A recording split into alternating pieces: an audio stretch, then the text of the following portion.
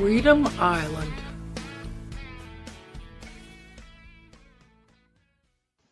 Everybody at church wants to know, are me and Evandro going to get married?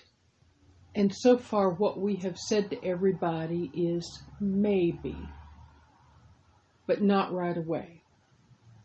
I don't think the people mean it as like sin or like wrongdoing to be living in the house without having gone through the marriage ceremony. I mean, a few of them probably feel that way, but I don't think that's what they mostly mean.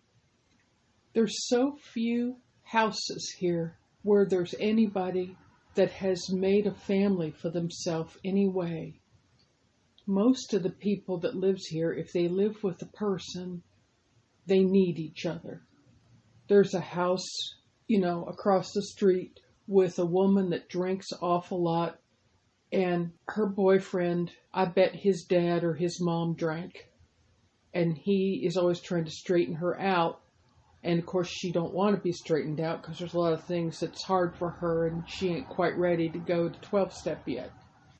And there's houses where there's a mom or a dad that owns the house and their grown-up kid lives with them, and the one that's the son or daughter, maybe they need childcare or they need a house to live in, and the mom or dad needs somebody to look after them, but they don't get along. They're not there by choice. They're just there because they both have problems and they need help with their problems, which ain't the worst way to make a family, I guess.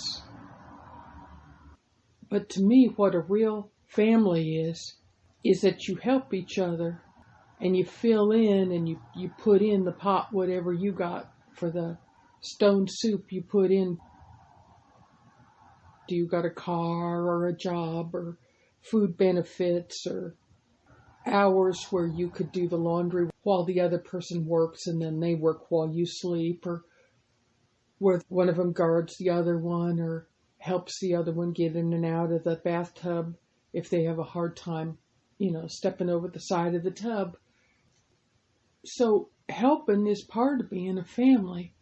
And if it's parents and children, then it ain't really voluntary up to a certain point. The kids need the parents, and even if they don't need the parents, and even if the parents is not any good and can't help the kids, it's against the law to stop parenting your kids. You can't just not take care of them.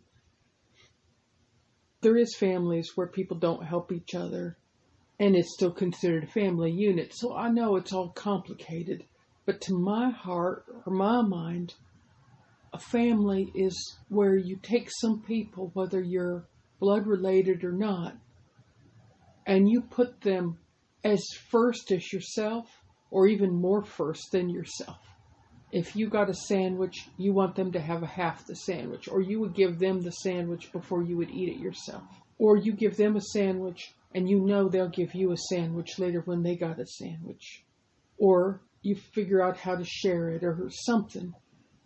And that's not because you need to or you have to or you're obligated to or because the United States of America or the Department of Family Services says you have to. You do it because you want to do it. And because you need somebody that doesn't need you to be perfect all the time. And they're not perfect all the time. You try your best. That's not a family just to act like because they have to put up with it because they're your family. That's not what I mean either.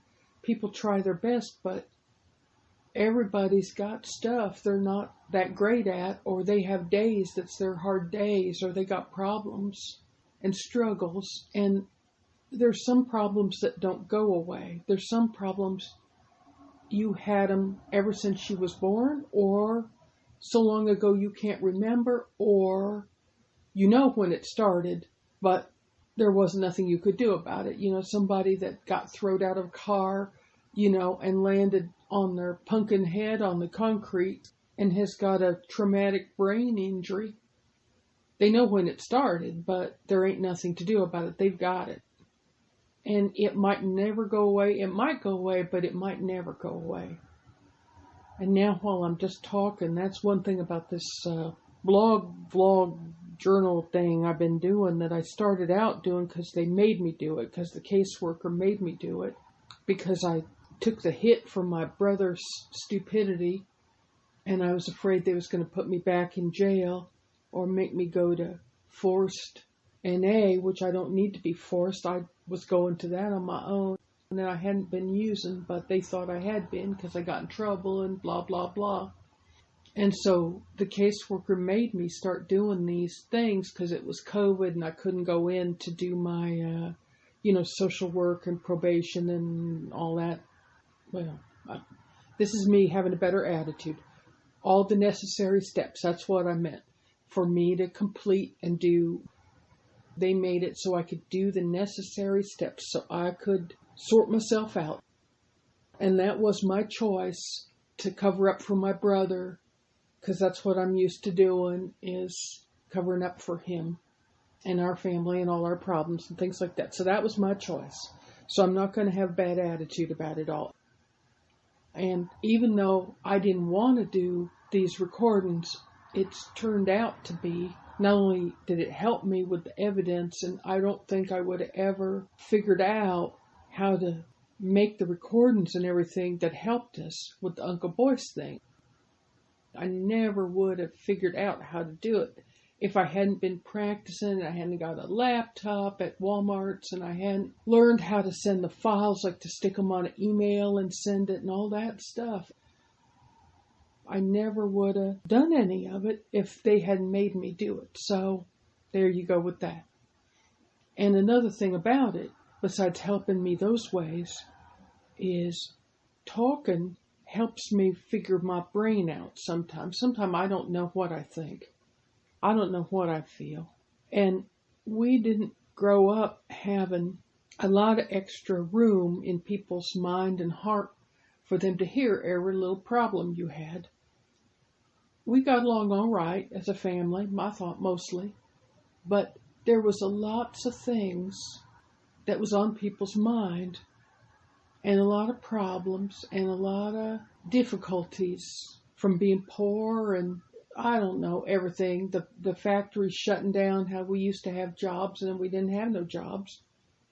And people that come in with drugs and other stuff to take advantage of us because we was in a bad place and because we didn't have no plan. I mean, part of it was us too. We didn't have no plan. We couldn't think. When you work in a factory or in a store or wherever you work at, it's about all you can do to get up and put your left shoe on your left foot and your right shoe on your right foot and get your granola bar or get your donut. And maybe if you're lucky and you got some quarters in your coat pocket or something, you can get you a takeout coffee and you can get in and not get fired, just barely slide in and clock in before you get rode up. And then your mind can't work. When you have a job where it's, it don't pay you to think and they don't pay you to think, you shut your brains off and then you got to get home and then the kids need food and, the car's making a funny sound and, And then you watch some TV and then you think you better get your butt to bed or you're not going to be able to get up and do that again tomorrow morning. So you don't make a good plan. You need a plan. And sometimes when you're just sitting around BSing and dreaming and everything, you talk about would you like to do this and like to do that, but you don't make no specific plan. And we didn't hardly ever know anybody that ever did make a specific plan and make anything different. So how would we know how to do that? We wouldn't, and we didn't. So it has been what it has been. And because it's like that, everybody just kind of keeps their situations to themselves. And that's a lot of what made me start taking those nerve pills, is because I couldn't sleep and I was worried in my mind and I was mad or I was stressed out and stuff like that. And everybody just needed me to help look after the little ones or get to work or not get mad or act right.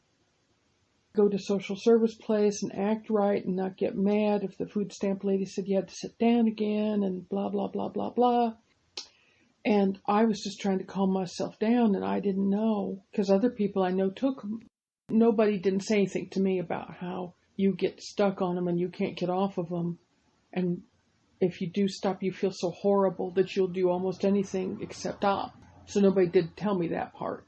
So, and again, that's my doings, because I'm not blaming other people, or I asked them for pills to start with. No, nobody said, here, take a pill.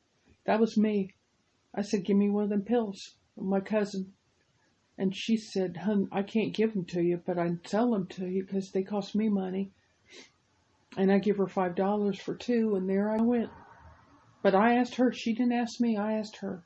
So anyway, now that I don't take no pills and I go to NA and remember about feelings and thoughts and how they're mine, and I can take responsibility, and I can look to higher power and whatever I think that is, and or whoever I think that is, then I have more inside of me of my thoughts and feelings. And it turned out, just making this audio thing, whatever it is, I think part of what kept me doing it is it just gave me a place to say what I was thinking and what I was feeling.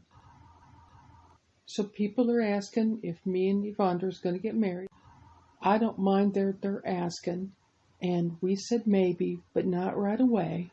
And I realized part of not right away is I did need to think about it a little bit. I think I used to be more to do what other people wanted me to do to make their life more easy. And I don't think that is a good plan. I think it is better to think what will work for me, and then ask myself, now, if I do what is good for me, how does that have a effect or an impact or whatever you would want to call that on other people? And then I can still think about how it is for them, but I think about, first, let's say I'm going to do what I think is right for me. And I don't feel like the people at the church are really pressuring us, like I was saying, for being sinful or nothing like that. And I don't think it's wrong to try out to get married. I know there's a lot of people, including some of those people I was saying that is making what they call it a family, but I would call it a mess. And a lot of them didn't really find out what it was like to be with this other person. People just told them to go get joined up at the wedding ceremony and then figure it out afterward. And I don't know. I mean, there ain't very many other things, even just a job. Even if you work at Walmart, then they put you on probation, usually, and then you and them decide if it's going to work out.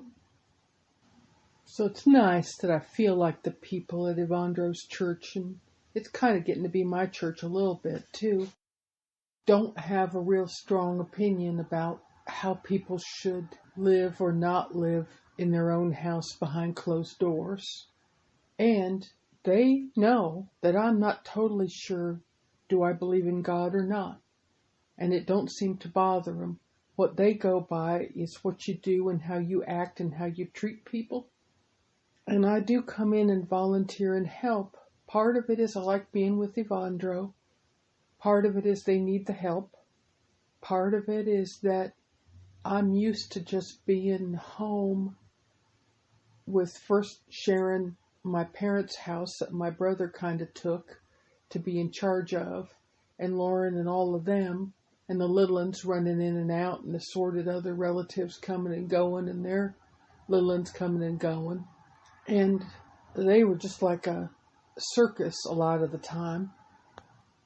And then so many people we knew had so many problems in their life. You didn't see them or didn't see them regular, didn't see them often because they were just so caught up in whatever was going on. Or if nobody had a car that would run good or whatever, you couldn't just run and see each other and run back, or didn't have the money for gas and so on and so forth. And then I think sometimes people just kept themselves to themselves because they didn't want to just complain all the time.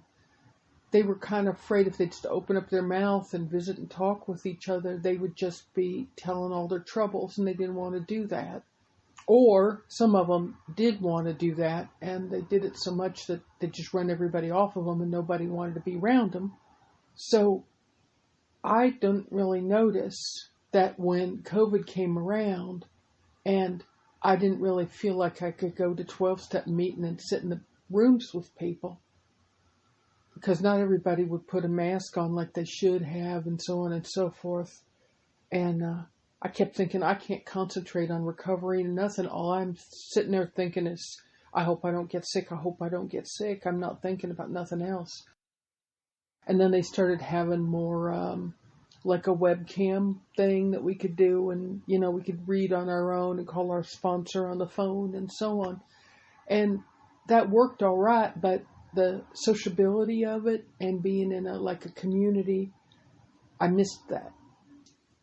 And that just left me kind of steeping around more in the carryings on of our family.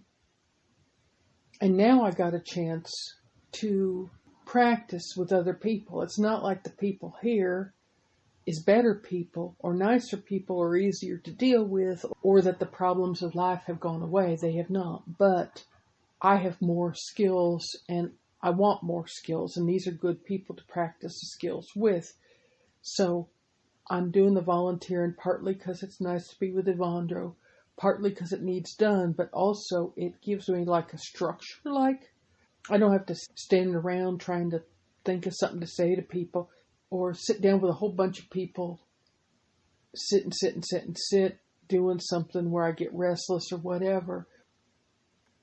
We're kind of busy and move around, but then we visit and get to know each other and everything. And I like that part. And like I say, they really just go by what you do, and whether you're courteous and whether you're kind and whether you give of yourself willingly and you respect other people and things like that is the most important thing, is that you showed up and you did your volunteer shift. And I liked taking care of the little ones at home a little bit.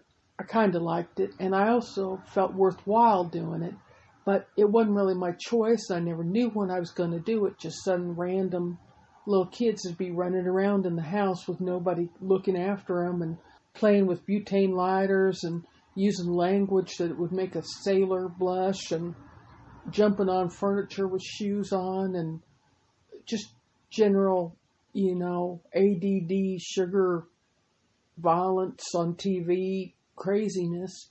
And I would try to settle them down, and I felt good that at least they had one grown-up in their life to sort them out. But I'm not a Head Start teacher or nothing, I think maybe now that the family can't just drop the little ones off for free babysitting with no notice, with sometimes overnight with no notice, or a 2 overnight with no notice, that maybe they'll find a real after-school care program or something like that.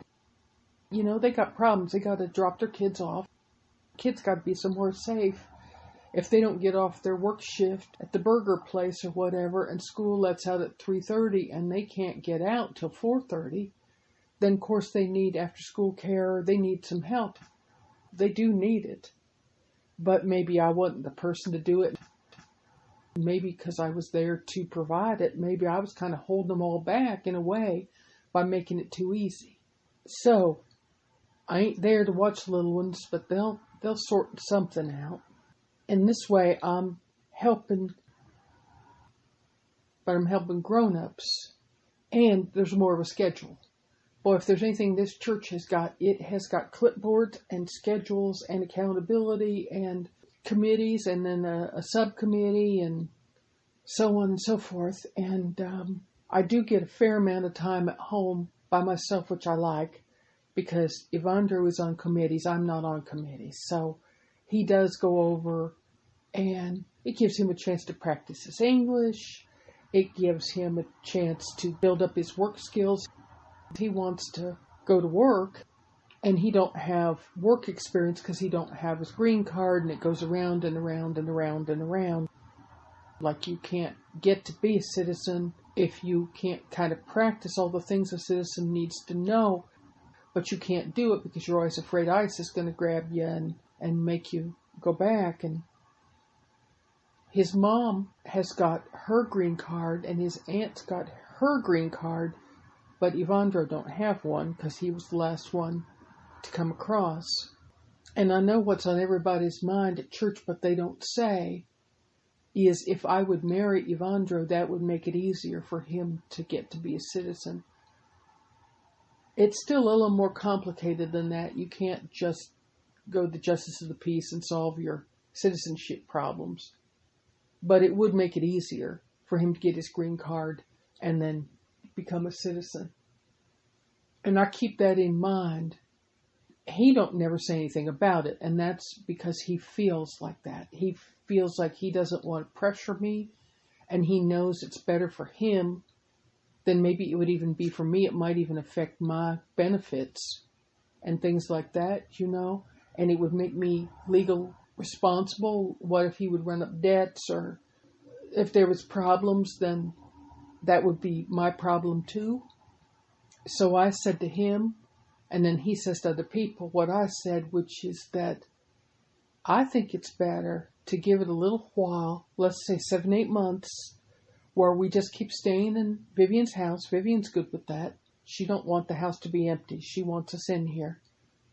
And we just keep going as we were. And I said, I think that will actually help with the immigration people, because it's obvious that we are helping each other and living this life without him having the benefit of being closer to having his citizenship. You know what I mean? Like, you can see it's not something where somebody just paid me to pretend like I cared about him and I wanted to get married. So that's the part that Evandro is sharing with other people, is that we're going to try to use this 7-8 months to help build up our case that it ain't a marriage just for citizenship. It's real, So I think that's good. The part he ain't sharing with them is the part I just told him recent, which he took pretty good, which is that I am not 100% sure that I am all the way divorced. So I just kind of assumed I would never get married again, and it kind of passed out of my mind. My driver's license, same way. My driver's license is expired. I have not had a car for 3 or 4 years. Why would I be paying and doing all the stuff, for the fee to sign up to get it renewed and, get my glasses fixed so I can see in that little thing and pass my vision test and whatnot. So there's a lot of things that has not been attended to, including making absolute sure I was divorced. And, to be honest, even if I had gotten the paper saying I was legal divorced, would I be able to just produce that paper right now? I would not, because, there's jumbles of papers here and there's jumbles of papers there. So I got to sort that out. Fortunate now they do all those computer things. So I will have to go back to Indianapolis a little bit. I don't want to stay there long, but I do got to take the bus back. I'm going to stay with Vivian down there, because, of course, we're living in her house, but she's got a place in Indy. So, Evandro will just stay up here in Vivian's Detroit house, and I'll go back to Indy, and I'll stay with Vivian just long enough to make arrangements and whatnot. After my good experience with taking a chance to have official people come over in my house, or our house, to talk to people about Uncle Boyce and the evidence and all that stuff. And they did not take Evandro, and put him in the immigration people have to go back bus. And they didn't question me about every little thing with some of my paperwork and stuff that ain't just complete up to snuff or whatever. They didn't do nothing to us. They just was paying attention to the part that mattered, which is recordings that I had, and they just got that and then had me sign that statement of when and where and they could use it and all that stuff. And I'm hoping when I go back to Indianapolis, maybe I'm more like confident, like maybe if I bring that attitude and I'm going into the courthouse, maybe I'll put my shoulders back a little bit and I'll have gone to Walmart's and got me like a nice blouse or something to put on. And I'll just hold my head up, and I won't go slinking and feeling guilty and worried and angry and agitated and look like maybe I'm going to pop off and cause trouble or something like that. Maybe I'll go in more like a person that deserves to be treated good, especially because I'm just going up to the records. It's not like I have to go in where the judges and, the people that sets the rules. I don't have to fool with any of that right now. All I have to do is go in where they have the birth and death and marriage licenses and, divorce papers and stuff like that, real estate papers and all that. I just have to go that part. So I'm going to try to do my best, go in real calm, and maybe write down on a list what do I need, and set a goal, like maybe me and Vivian will talk a little bit. And maybe I won't think I'll try to get it all done in one day. Maybe it might take me 2 or 3 times, so I should get used to that. And I bet there will be some wait time. They won't do everything instant. And what I'm going to do is I'm going to ask Vivian, can I use her address there? So I haven't straightened out my residence. I'm still getting my benefits and stuff in Indiana because it's all digital and so on and so forth. And I've been visiting up in Michigan, but I haven't officially moved up there or anything. I don't want no mail or nothing, anything that's been coming to the house. I don't need, I don't want. But I think Lauren has gathered up some of it. I've talked to her a little bit on the phone. And I think at some point I'll get a bundle of that mail from her. But everything official and everything like that that's coming in of these new things I'm doing, I'm going to have it sent to Vivian. So I'm going to pretend like I live there, or at least that's my mailing address, care of, or however you can do that. And then she'll forward it up to me where I'm at. And I'm not going to try to double dip or nothing. I'm not going to try to apply for extra services up here in Detroit until I get quit down in Indiana. So that'll be a few little more things to jump through, but I think I can do it. Because the thing is, I don't want my brother, speaking of people snooping in your mail, I don't want him to get nothing about the divorce or nothing like that, because I don't want him to know that I am thinking of getting married again. I just don't want nothing to do with my brother. He's said now that he never meant none of that stuff about boys, and he didn't really ever really want to be a part of that and this and that and the other. But, I seen in his truck where he had been shopping and he had got some of those tactical clothes and stuff like that. The kind where you put a pocket for your gun and a pocket for your ammunition. It's one thing to have a gun when you live like where I've lived my whole life. People have a gun, so in case somebody comes in on you, you can defend yourself. All right. But normal people that just need a gun at home to keep somebody from busting in or whatever, they don't need pants that's got extra clips of bullets. Do you know what I mean? If you can't defend your home with the clip that you've got in the gun in there, you don't have no business shooting the gun. Like, if you are that bad of a shot that you can't make the first bullet or the second bullet or the third bullet or the fourth bullet do the job to repel somebody that's come in through your home, then what business do you have to have a gun in your home to start with? You need to go in and take a course, where you get somewhere near where you hit the target. Anybody that's buying special pants and so on, so they can put extra clips and extra clips and extra clips in their clothes, is thinking of shooting people they don't know. And my brother says he didn't really mean it. He said he was just under boys' influence and he kind of lost himself and he never really would have done anything. But I thought, you spent money on clothes, and them clothes had a place to hold bullets. And them bullets would have gone in the body of somebody you didn't even know. You would have gone where somebody else was, and you would have shot somebody you didn't even know. there's mad where I could even see somebody that shoots somebody they know because they're mad. They shouldn't. It's not like I think it's right. But I can understand how somebody could come home from work and their husband or their wife is in the bed with somebody else, and I could see how they would go get their gun and just shoot them. Bad, wrong, bad choice. You shouldn't have a gun in your house if you can't control your temper and all that. But that don't seem to me like a plotting, planning, evil mind. That just looks like somebody that does not have good anger management and good judgment, that they would keep a gun easy to load and use when they know they have got a bad temper. That's a problem. That is a problem. But that is not like a planned evilness. I don't care if my brother don't do nothing else the rest of his life, that he would even think, that Mom and Dad would ever think of him as being the father and the husband and the boss of the house like he's always wanted to be. I can't even stand that he lives in my mom and dad's house.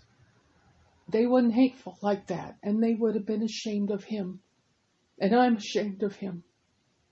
But it ain't my business, it's his business and his choice. And if he don't think some of this Uncle Boy stuff is going to come back on him, he's surprised. Not from me. I didn't say nothing about my brother. Nothing I turned in was in reference to him in any way. But I know he's been on there doing some of that internet chit-chatting with some of those people. And if my brother does not realize the government's going to follow that thread, they're going to follow that along. They got nothing but time, and they're going to figure out who else was participating in that. Like all them people that was running around crazy with guns and whatever when the inauguration was and people was trying to stop that. I think they're still chasing down some of them people and figuring out what charges and stuff like that. And my brother's, fooled around and got himself in with people that's kind of like that. Maybe not quite as bad, but it's just because they didn't get their chance, I think. It's not because they're not as bad in their thoughts. It's just they never got no chance, I guess, to participate so actively in their beliefs. But I don't need to punish him, and I don't need to do nothing with him. It ain't my call. I'm not his judge. And in 12-step, you say you don't take other people's inventory. And it ain't my job to look after and decide what he's going to do and who he is and how he should be dealt with in the world. I just don't want to fool with him. Now, I don't want to break my own heart by wishing that he would show true remorse. I don't want to have expectation that he would really be honest and take his own inventory and look at his own heart and be horrified. Because I don't think a person that's that deluded is in touch with their own self anyway, but you don't know. And see, that's where I go back, and I don't know if there's God or not, but do I think God can touch the heart of somebody? Do I think there is a God? And do I think that God could touch the heart of somebody that needs it so bad? Well, maybe. Who am I to say there ain't nobody and nothing for that person and there ain't no hope for that person? That's not my thing to say. So I'm just going to let him alone, my brother. And I hope he'll let me alone. And I'm going to see how it is with Lauren. If I feel like she's carrying tales back to him or it's difficult with her because of that, then I'll have to see how that is. But Lauren really did not ever want any part of that. And when I was mistaken and thought she might have thrown in with them, she was spying on them in her own way. She was doing her own surveillance because she was concerned about it. And then she was scared of me because she thought maybe I was on that wrong side. And I was scared of her because I thought she was on the wrong side.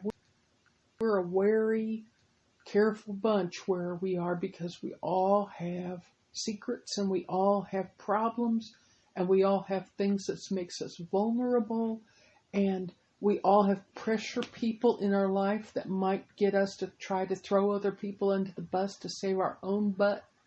So we all know that. Lauren never did throw in with them. And I don't think it was up to her to do like what I did to fight this huge fight and take on this great big challenge and all that stuff. It ain't her nature. She's just not. I was getting something out of it. Even though I was lost and scared and I wasn't sure, and a lot of times I felt resentful, like that I was trying to solve this horrible problem by myself with nobody to help me. And I thought maybe more people was trying to go against me than there was. And I thought it would be harder than it was. And it was aggravating to do with not a car and not money and not being sure where I was and how to get places and all the problems and everything. Musty, moldy motel rooms and wrong buses and people, wrestling me in my driveway for a box with some cans of creamed corn in it. So that was all hard to deal with, but I was getting something out of what I was doing. I needed to feel like, for once, I could see like something was wrong and I could see what needed done. And I wasn't gonna just say, oh well, oh well, oh well. For once I could do something and make it be different. Who knows what will end up happening with Boyce and his buddies and everything. But he don't scare me like he did.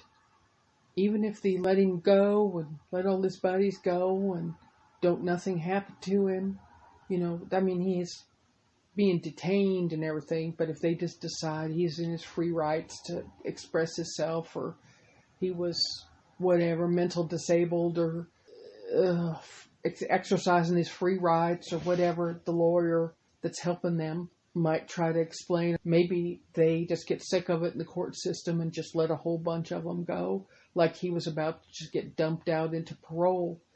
See, that's the other thing also, is I don't think they're going to dump him into the parole system. He was just getting ready to get out of work release, which was kind of the last step of he wasn't in the prison building anymore, but he was under prison supervision. He was just getting ready to be formal paroled and out. And he had to go in and do his, check-ins and stuff like that. But he was just about an inch from being out of the system. And now I am sure that they're going to hold him for at least another year. Once they've got all this stuff sorted out, I'm sure he's added a year where he was doing stuff he definitely shouldn't have been doing. I don't know what the rules are in prison, but I suspect that one of them is probably you're not supposed to try to overthrow your government and endanger the lives of state police officers. I'm sure that's one of the things you are not supposed to be doing when you're trying to show that you're a good egg and a good citizen in the work release program. So I'm sure he's going to get some extra time added on. And then they're all going to turn on each other. That's the other thing I'm hoping. They're not good friends, him and his buddies. They're not pals. They're like those families I was talking about before, where they're not really a family. Families that just clings together out of need. Well, his little family of conspirators and everything, they don't have nothing in common but hate. And now they're going to start hating on each other and ratting each other out. So I hope they all tell on each other. And I wouldn't say I'm not scared at all, but we got some time, me and Evandra, to figure out, do we feel safe staying where we're staying and doing what we're doing? And are we in danger? Would Boyce or some of them come back after us? And whatever it is, I don't think it's any more scarier than some of the things we've already put up with. I know where he lived at before he came to the United States, it wasn't good. That's why he came here. And where I was living before I came up here, it wasn't very good. So we've had fearful things. And at least it's known fearful things. We know what it is that we'd be worried about. We would know what to watch for. Whereas him and I both, me and Evandra both, have in common that how it used to be is we just didn't know what scary thing was going to land on us next and where it would come from. And now everything that's normal and regular life, like eating and sleeping and grocery shopping and washing dishes, and he's appreciative and I'm appreciative. We've both been hungry, we've both been scared, we've been cold, we've been hot, we've been alone, we've been worried, and now we don't have them problems. We have other problems, but we don't have them problems anymore. We are doing all right. And we know how hard it is for other people, and when we go and work at the relief center over at the church in case we forgot how hard it is for people. Then we remember. We'll see how it goes. And maybe right now I've got more gratitude than maybe I'll feel if I get a whole bunch more problems. But it kind of pops up in me, and I think it does do the same in Evandro. It kind of comes back up to the surface again. You know, it gets pushed down, my gratitude, and I get a bad attitude. But he's real supportive of me going to NA. And I've got NA over at the church.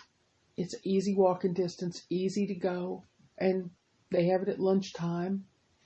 And sometimes I'll pack him a lunch for his volunteer thing. And maybe he'll pack me a lunch so I can go to NA. That don't seem bad, does it?